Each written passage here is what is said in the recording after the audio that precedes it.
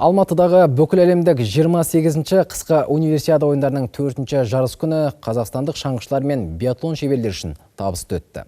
Биатлоншы қыздарымыз жеңісті дәстүрді жалғастырып, кешенді сындағы кезекті алтынды ел қоржынына салса, шаңғыда да медальдің сыңғыры естілді. Алатау етегіндегі жарыстың басы қасында жүрген спорт шолушымыз Қанат Базылхан сөз алады. Алатаудың ақ қарында Қазақстанның қоржынына қос алтын медаль түсті. Биатлоннан әйелдер арасындағы 7,5 шақырымдық спринтерлік сайыста Галина Вишневская қысқы универсиада чемпион атанды.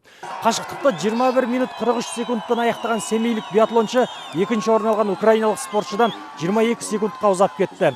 2 күн бұрын жекелесінде қателік жіберіп, күміс жүлдені қанағат қылған Вишневская бұл жолы өз мықтылығын дәлелдеді. Алғашқы ату алаңында нысанадан мүлт кеткен жерлесіміз келесі айналымда жылдамдығын арттырып және ату кезінде де салқынқандылық танытты. Нәтижесінде алғашқы кезеңдегі уақыттың есебін шаңғымен жүгіруден қайтарып алды. Жарыс алдында қатты қобалжыдым. Себебі универсиада мен үшін өте сәтсіз басталып, қателіктер көп болды. Бүгін сол кемшіліктерден қорытынды шығарып, тек өз білгенімді көрсетуге тырыстым. Алайда алғашқы ату кезінде тағы да оғым тимей жатты. Бірақ бұл мені аса алаңдатқан жоқ. Екінші мүмкіндікті тиімді пайдаланып, жүгіруде жылдамдық қосып, өз мақсатыма жеттім. Биатлон командасының ең мықты қыздар арасындағы спортшымыз, сондықтан құтты болсын. Бәріміз соны күткенбіз. Енді мынау министрлік тарапынан да көптеген жұмыстар атқарылды.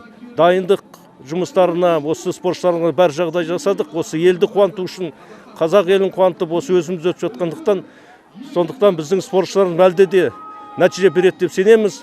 Ерлер арасындағы 10 шақырымдық спринтерлік жарыста да жерлестеріміз жерге қаратқан жоқ. Бұл сында Қазақстан атынан 6 биатлоншы бәсекеге араласып, арасынан Роман Еремин көзге түсті.